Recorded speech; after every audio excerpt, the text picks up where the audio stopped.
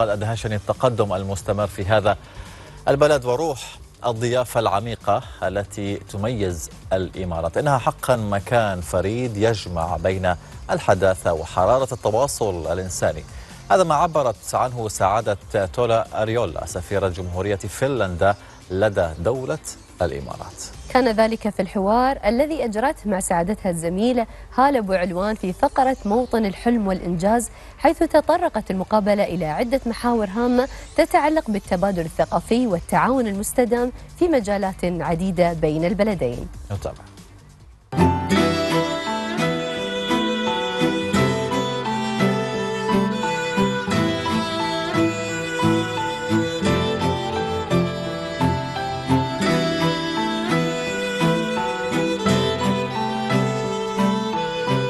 سعدنا أن يكون معنا اليوم سعادة تولا أوريولا سفيرة جمهورية فنلندا لدى دولة الإمارات. Good morning, Your Excellency. Great to have you here. صباح الخير. صباح النور. صباح النور. Your Excellency, how long have you been in the UAE? Just a little bit over 1 year now. So, where were you before? Well, I was in Vienna for a couple of years before this, and it was quite a change, but I'm very much enjoying being here. And is this your first station in an Arabic-speaking country? No, actually, I was ambassador of Finland in Egypt. Ah, really? But that was already 8 years ago, so it's been a while. Amazing. So when you arrived here, like after almost a year here, what strikes you most about the UAE? What things you felt, oh my God, I like these things about the UAE? I tell you, out of the options that I had, this was my absolute first choice. I have to first say, as a Finn coming from a rather cooler country, the weather, I love it, but also the hospitality and the warmth of the people here, as well as the very interesting region and the amazing speed at which this country is developing and has been developing. Actually, Finnish people are known also for the warmth. Actually, my friends from Finland, so warm, hospitable. So there's similarity in this culture. Your Excellency, Finland and UAE, both of them prioritize innovation, sustainability, and I recall in COP28, Finland had great representation as well. Is there any projects like now undergoing between both countries? Well, we certainly, of course, also constantly have projects ongoing in various sectors. You mentioned COP28, and of course, right now it's the beginning of COP29. So I think it's very important to mention renewable energy solutions, really, that help us not just future-proof our own countries, but also the world. So renewable energy, digitalization is also a broad topic under which one can do all sorts of things. I would also mention even construction of smart city solutions, because those again are ones where you are saving energy and so forth. I just recently visited Masdar city and found out about some of the things there. So there's plenty going on, plenty of Finnish companies interested in entering here in the market and also just sharing our innovations. And I think that overall, Finland's strengths and the UAE's strengths are actually a perfect fit in the various technologies and innovations. Indeed, and actually another thing also they come together is also giving this empowerment to startups, entrepreneurs, education. Finland is known also for like high standards of education.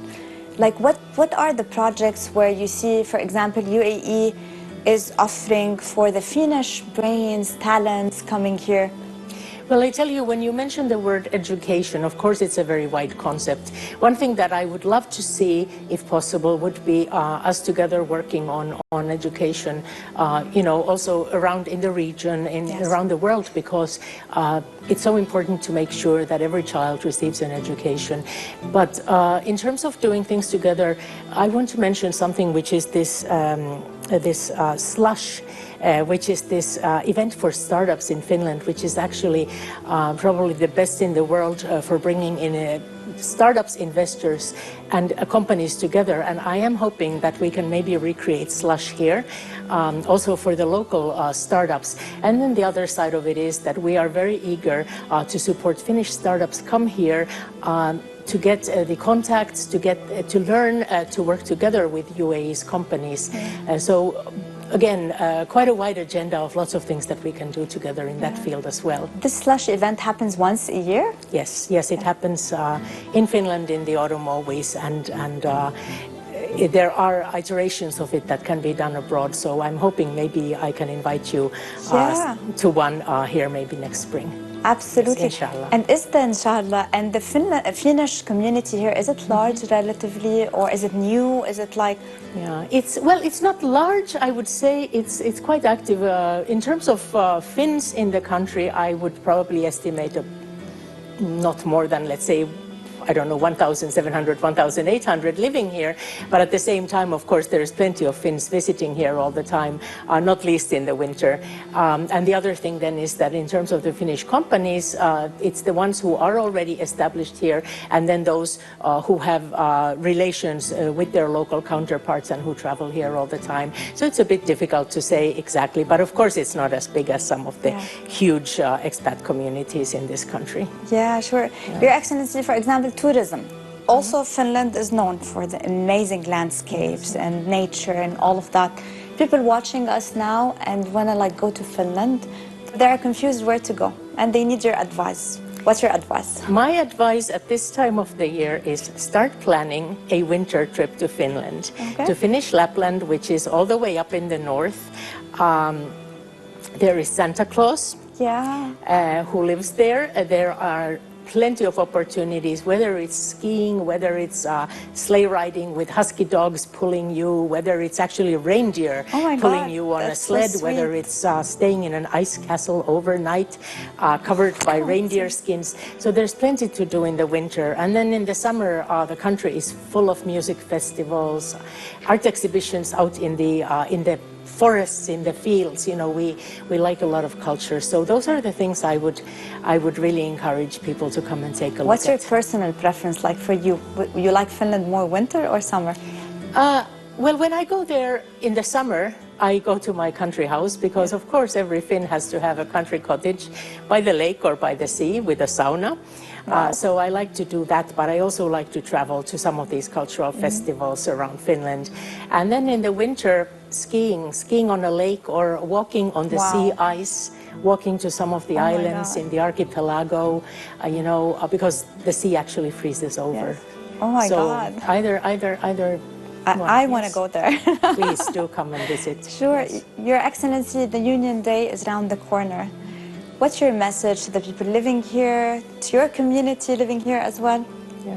Well, I think when it comes to the Union Day, of course, I have to congratulate this country for, first of all, the vision of the founding fathers of unity, really. I mean, look at what it has brought this country to, such a success and kind of really forward-looking vision.